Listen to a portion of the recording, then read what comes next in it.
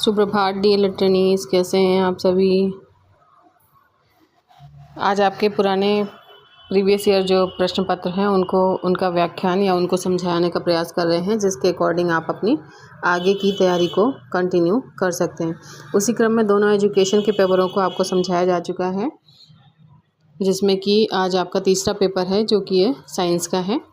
ठीक है, तो ये तीसरा पेपर साइंस का है, इसको भी आप देख लीजिए किस तरह से इसमें क्वेश्चन आते हैं, तो जिससे कि आपको आसानी होगी चीज़ों को पढ़ने में, कि आपको पढ़ने का तरीका किस तरह से आपको अप्रोच अपनानी चाहिए, जिससे कि आप अपने एग्ज़ाम को आसानी से कम समय में कैसे तैयार कर सकते हैं। ठीक है, तो पहला क्वेश्चन क्या है आपका, ये चूँकि ये जो विज्ञान का पेपर है ये 25 नंबर का पेपर होता है, और इसका जो इसमें ऑब्जेक्टिव क्वेश्चन होते हैं, इसमें सिर्फ 5 ऑब्जेक्टिव क्वेश्चन आते हैं। इसमें पहला ऑब्जेक्टिव क्वेश्चन है जो कि 1-1 नंबर का होता है। इसमें पहला आपका ऑब्जेक्टिव है ऊर्ध्वपातन पदार्थ नहीं है। ऊर्ध्वपातन क्या होता है? ऊर्ध्वपातन इट मीन्स जो सब्लिमेशन प्रोसेस होता है, ये क्या होता है, जो कि डायरेक्ट ठोस से और गैस में कन्वर्ट हो जाता है। किससे कन्वर्ट हो जाता है? Solid to gas. किस में कन्वर्ट हो जाता है? सॉलिड से सीधे गैस में कन्वर्ट हो जाता है। ये क्या कहलाता है? सब्लिमेशन प्रोसेस या ऊर्ध्वपातन प्रक्रिया। तो इनमें से कौन सा नहीं है? जो देखिए, जब इसमें से नौसादर जो है उसको भी अगर आप जलाएंगे या बर्न करेंगे तो वो सीधे गैस में कन्वर्ट हो जाता है। सिंपल साधारण सा एग्जांपल है आपका कपूर, जो कि आप हर रोज़ अपने घरों में पूजा में, हवन सामग्री में, किसी में भी आप अपने घर में कपूर का यूज करते हैं। तो आप वो कपूर जो होता है वो किस फॉर्म में होता है? वो सॉलिड फॉर्म में होता है। उसको आप जलाते हैं तो सीधे वो लिक्विड ना बन के कैसा बन जाता है? गैस बन जाता है। ठीक है, तो ये क्या कहलाता है? ऊर्ध्वपातन प्रक्रिया। इसी तरह से आयोडीन क्या होता है? ये भी ऊर्ध्वपातन का एक उदाहरण है। इसमें नमक है जो कि ऊर्ध्वपातन का उदाहरण नहीं। नमक क्या होता है? नमक सॉलिड होता है, जिसको आप अगर पानी में करेंगे तो वो क्या होगा? वो घुलेगा, मतलब सॉलिड टू लिक्विड में कन्वर्ट होगा, ना कि सॉलिड टू गैस में कन्वर्ट होगा। तो इसमें से ऊर्ध्वपातन जो है वो कौन सा नहीं है? तो इसमें से आपका नमक जो है वो ऊर्ध्वपातन में नहीं है। ठीक है, वे ठोस पदार्थ जो बिना तरल अवस्था में आए सीधे गैस में कन्वर्ट हो जाते हैं ऊर्ध्वपातज या पातन कहलाते हैं। ठीक है, कपूर, नेप्थलीन, अमोनियम क्लोराइड, जबकि नमक ऊर्ध्वपातन नहीं है। दूसरा आपका क्वेश्चन क्या है? दूसरा आपका क्वेश्चन है, निम्न में से कौन से कीटभक्षी पौधा है? कीटभक्षी पौधा ऐसा पौधा होता है जो कि जैसे उसका सूरजमुखी का आपने देखा होगा मुंह ऐसे खुला होता है, इस तरह से नेपथनीज जो होता है, नेपेंथीज जो है, ये भी एक इसमें जो कीड़े बैठते हैं, तो ये क्या करता है? वो अपनी पत्तियों को अपने आप सिकोड़ लेता है। वो अपने आप कीड़े जैसे ही उसमें एरिया में आते हैं, वो अपने आप उसकी पत्तियां जो है उसको बंद कर लेती हैं, तो फिर वो अंदर ही अंदर उसको खाती हैं। तो ये क्या कहलाते हैं? कीटभक्षी पौधे, मतलब कीटों का भक्षण करने वाले, मतलब कीटों को खाने वाले पौधे कौन कौन से हैं? नेपेंथीज है, सैंड्यू है, वीनस फ्लाई ट्रैप। ये तीनों ही प्लांट जो हैं कैसे होते हैं? ये कीटभक्षी पौधे होते हैं। ठीक है, नेक्स्ट क्या है आपका क्वेश्चन? नेक्स्ट है, नमक के विलयन से नमक प्राप्त करने की विधि क्या कहलाती है? नमक कैसे प्राप्त होगा? अगर आप कभी समुद्र के किनारे गए होंगे तो आपने देखा होगा कि समुद्र के पानी को खेतों में कर दिया जाता है, वहाँ पे स्टोर कर दिया जाता है। उसके बाद में जो वाष्पन की क्रिया होती है, वेपोराइजेशन, वाष्पन की क्रिया होती है, उससे फिर वो जो नमक, जो पानी होता है वो सॉलिड के रूप में नीचे इकट्ठा हो जाता है, और जो पानी होता है वो वाष्प बन के उड़ जाता है। तो एक नमक निकालने की या नमक मिलने की प्रक्रिया क्या कहलाती है? कौन सी प्रक्रिया से निकालते हैं? वाष्पन विधि द्वारा। इस तरह से नेक्स्ट क्वेश्चन है आपका, द्रव्यमान का मानक मात्रक क्या है? द्रव्यमान क्या होता है? जो हमारे मूल मात्रक होते हैं, मूल मात्रक हमारे कितने हैं? 7 हैं। लंबाई, ठीक है, द्रव्यमान, फिर समय, ऐसे आप याद कर सकते हैं। आपका कौन सा होता है? लंबाई, द्रव्यमान, समय, विद्युत धारा, ताप, और ये ज्योति तीव्रता, और फिर होती है पदार्थ की मात्रा। ये 7 जो होते हैं ये आपके क्या होते हैं? ये आपके मूल मात्रक होते हैं। ठीक है, तो इसमें से ये द्रव्यमान का मानक मात्रक क्या है? ये मूल मात्रक है, इसमें इसका द्रव्यमान का मात्रक क्या है? मतलब द्रव्यमान को आप कैसे नापते हैं या मापते हैं? ठीक है। तो अब द्रव्यमान का मात्रक क्या हो गया, द्रव्यमान का मात्रक हो गया किलोग्राम, ठीक, किलोग्राम, ग्राम, किलोग्राम, ठीक। तो द्रव्यमान का मात्रक क्या हो गया, किलोग्राम। प्रकाश संश्लेषण में उत्पन्न होने वाली ऑक्सीजन निकलती है, जो फोटोसिंथेसिस प्रोसेस होता है उसमें जो ऑक्सीजन गैस निकलती है वो कैसे निकलती है, वो वाटर से निकलती है, जल से निकलती है, ठीक है। ये जो फोटोसिंथेसिस प्रोसेस है ये लॉन्ग क्वेश्चन में भी आपका आता रहता है, जो कि आज सिर्फ आपको सिलेबस से और सिलेबस के अकॉर्डिंग आने वाले प्रश्न पत्र से अवगत कराना है। तो उसी क्रम में थोड़ा सा जल्दी करते हैं। ये आपका फिर आ जाते हैं आपके अति लघुत्तरीय प्रश्न, ठीक है। ये आपके अति लघुत्तरीय प्रश्न आ गए। अति लघुत्तरीय मतलब वेरी शॉर्ट। पहला क्या है, रेन वाटर हार्वेस्टिंग। तो इस तरह से आप ये देख रहे होंगे साइंस का सिलेबस, तो आपने देखा होगा कि बहुत छोटा है, बहुत थोड़ा है, बहुत बेसिक सा है, लेकिन जो इसमें क्वेश्चन पूछने के तरीके हैं वो कैसे डेप्थ में जा कर के क्वेश्चन पूछे जा रहे हैं। तो रेन वाटर हार्वेस्टिंग क्या होती है, रेन वाटर हार्वेस्टिंग क्या होती है, ये आपसे पूछा गया है, ठीक है। तो जो पानी आप वेस्ट होता है उसको क्या करें, स्टोर करते हैं, और उसके बाद में स्टोर करने के बाद में उसको कैसे यूज करना है, इस तरह के जो टेक्निक और इस तरह के जो काम होते हैं वो क्या कहलाते हैं, रेन वाटर हार्वेस्टिंग। तो अब आपके जो अति लघुत्तरीय प्रश्न हैं इनमें से भी आपके कितने क्वेश्चन आते हैं, 5 क्वेश्चन आते हैं, और ये भी जो है 1-1 नंबर के होते हैं।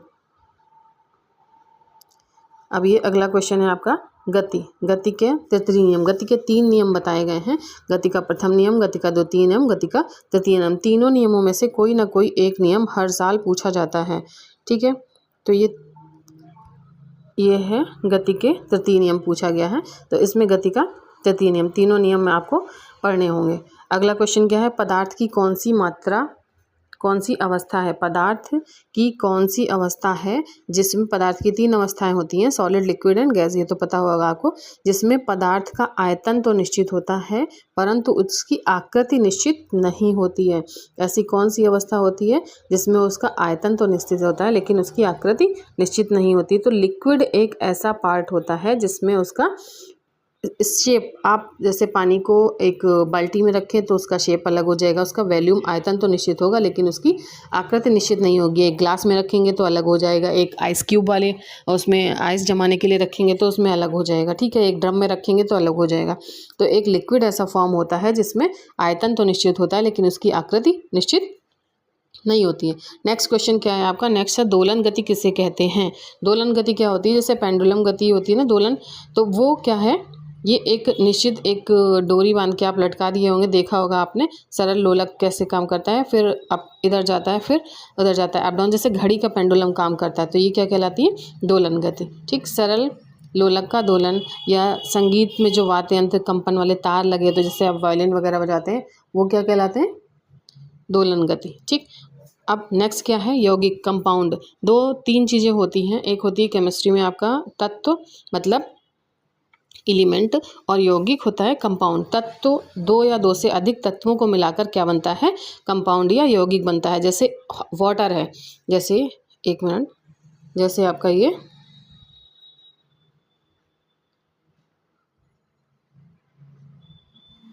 आपका क्या है, ये वाटर, वाटर का फॉर्मूला क्या होता है, वाटर का फॉर्मूला क्या होता है, H2O, ठीक। तो H क्या है इसमें, H क्या है, ये एक एलिमेंट है या तत्व है। O क्या है इसमें, O भी एक, O का मतलब ऑक्सीजन और H का मतलब हाइड्रोजन। ऑक्सीजन और हाइड्रोजन मिलाकर के क्या बना देते हैं, हाइड्रोजन के 2 अणु लेते हैं, हाइड्रोजन को डबल दुगनी मात्रा में लेते हैं और वाटर ऑक्सीजन को सिंगल मात्रा में लेते हैं। तो ये इन दोनों के जो मॉलिक्यूल हैं, जो दोनों के तत्व हैं, इनको मिलाकर के क्या बन जाता है, H2O यानी कि वाटर मिल जाता है। तो जो ये अलग अलग एलिमेंट लिखे होते हैं इन्हें क्या कहते हैं, तत्व। और जो ये एक बन जाता है, जब किसी चीज़ को बना लेते हैं, मिक्सचर हो जाता है, तो वो क्या कहलाता है, कंपाउंड, ठीक है। जैसे आप अपने घरों में क्या करते हैं, खाना बनाते हैं तो खाने में बहुत सारी चीज़ें डालते हैं, तो जो अलग अलग चीज़ें होती हैं वो क्या कहलाती हैं, एलिमेंट या तत्व। जब आपकी सब्जी बनकर तैयार हो जाती है तो वो क्या कहलाती है, वो कहलाती है कंपाउंड, ठीक है। आपने सब्जी लाए, आपने काटी है, उसमें धनिया, मिर्चा और हल्दी, लहसुन, प्याज सब कुछ डाला, तो वो अलग अलग जो चीज़ें डाली वो क्या कहलाते हैं? तत्व। और जब आपकी सब्जी बनकर तैयार हो जाती है तो वो क्या कहलाती है? आपकी कंपाउंड। ठीक है। नेक्स्ट क्या है आपका? मृतोपजीवी। मृतोपजीवी मतलब जो ऐसे जीव होते हैं जिनका जो मरी हुई चीज़ों को खाते हैं, जैसे जो पैरासाइट्स होते हैं वो क्या कहते हैं? उनका भोजन क्या होता है? वो पैरासाइट्स का भोजन जो है, वो जो सड़ी गली चीज़ें होती हैं जिनमें कीड़े मकोड़े पड़ जाते हैं वो क्या कहलाते हैं? वो चीज़ें खाते हैं वो क्या कहलाते हैं? मृतोपजीवी पौधे। ठीक। जैसे कि आपका इसमें शुद्ध एग्जाम्पल क्या हो गया? वे जीव जो मृत कार्बनिक पदार्थों का पोषण या उन्हें जो खाते हैं तो वो क्या कहलाते हैं? मृतोपजीवी। ठीक। वो क्या कहलाते हैं? ऐसे एग्जाम्पल क्या है? मशरूम। ये थे आपके 11 क्वेश्चन जो कि आपके ऑब्जेक्टिव 1 वर्ड 1 नंबर के क्वेश्चन आते हैं। अब आपके ये लॉन्ग क्वेश्चन हैं, ये आपके 10 क्वेश्चन होंगे। ठीक है। ये 2-2 नंबर के क्वेश्चन होते हैं। तो पहला आपका क्वेश्चन होगा आपका, भोजन एकत्रीकरण हेतु तने में होने वाले रूपांतरण को उदाहरण सहित बताइए। तने में जो है भोजन वो इकट्ठा, रूपांतरण का मतलब होता है ट्रांसफ़र। ठीक है। जो तने से और प्लांट्स, पूरे प्लांट्स में ट्रांसफ़र होता है वो उसका एक उदाहरण सहित आपको देना है। तो ये संवहन विधि होती है, चालन, संवहन, विकिरण, है ना। तो इस तरह से जो एक ऊतक जो या टिश्यूज़ होते हैं वो क्या कहलाते हैं? संवहन का मतलब चलते हैं, एक दूसरे से ऊपर तक उनको खाना और पानी पहुंचाते हैं। ठीक है। ये हो गया आपका। नेक्स्ट क्वेश्चन हो गया ये 12 नंबर था। कौन सा नंबर? 12 नंबर। ये है आपका 13 नंबर क्वेश्चन। बल से क्या अभिप्राय है? ये फिजिक्स का क्वेश्चन आ गया। बल कितने प्रकार का होता है?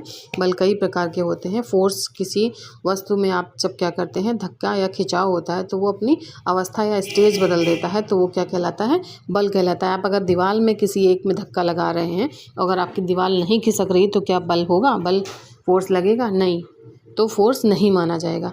बल का मतलब होता है फोर्स उस जगह पे लगाना जब उसकी स्टेज या अवस्था जो है वो चेंज हो जाए, तब वो क्या कहलाता है? बल।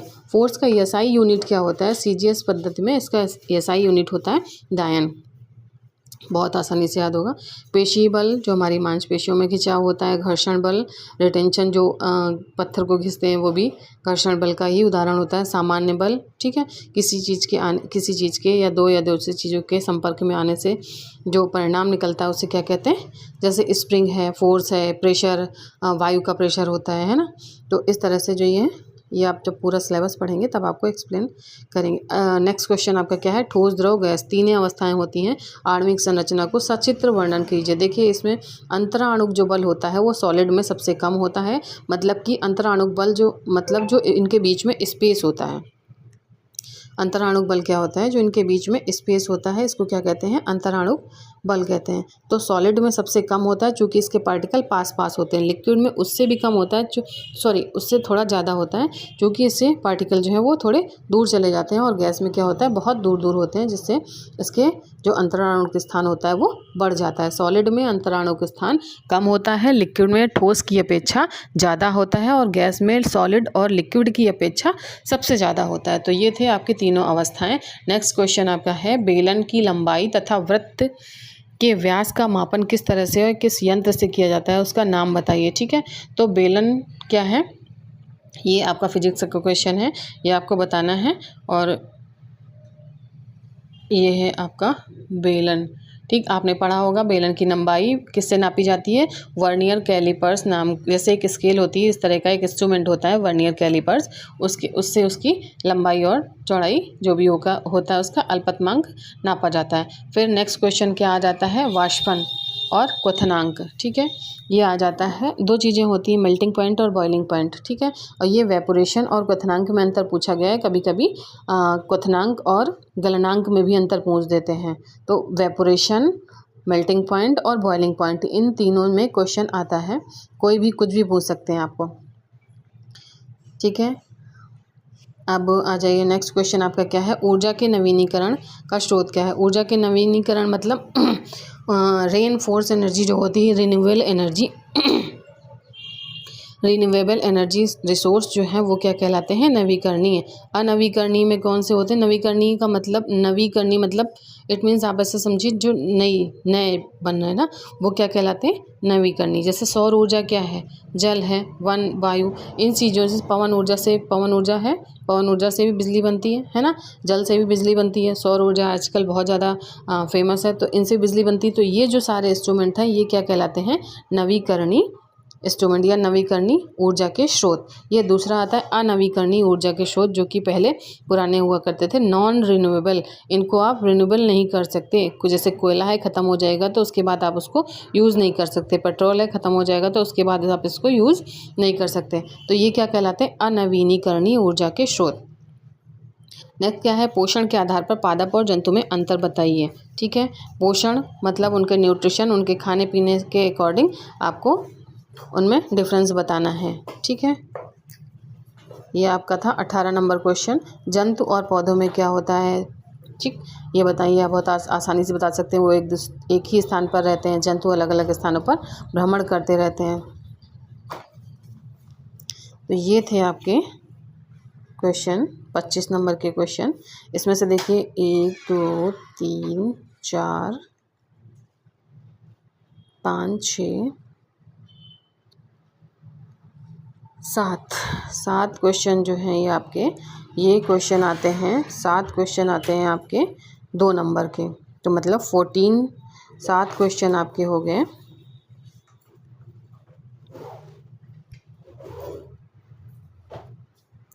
सेवन क्वेश्चन साइंस में आपके, 1 मिनट,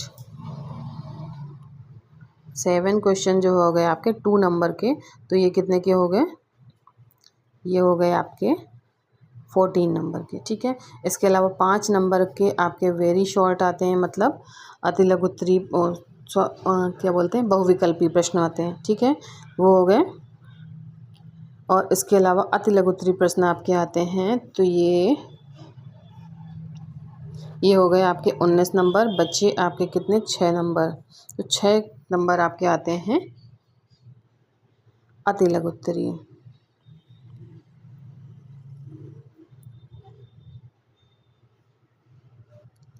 देखिए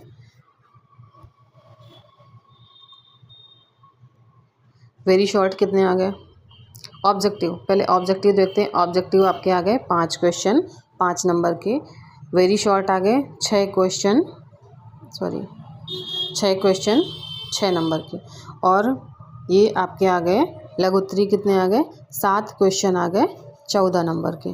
ठीक है, तो ये आपके टोटल कितने नंबर का पेपर हो गया, ये आपका पेपर हो गया 25 नंबर का। ठीक है, 25 मार्क्स का ये आपका पेपर आता है। और ये आपके हो गए क्वेश्चन।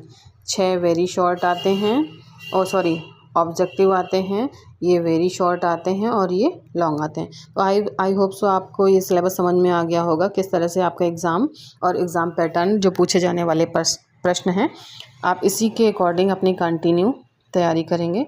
मिलते हैं आपको नेक्स्ट वीडियो के साथ में, और इसके सिलेबस के साथ में, इसके सिलेबस फुल सिलेबस डिटेल के साथ में। चैनल को लाइक, शेयर एंड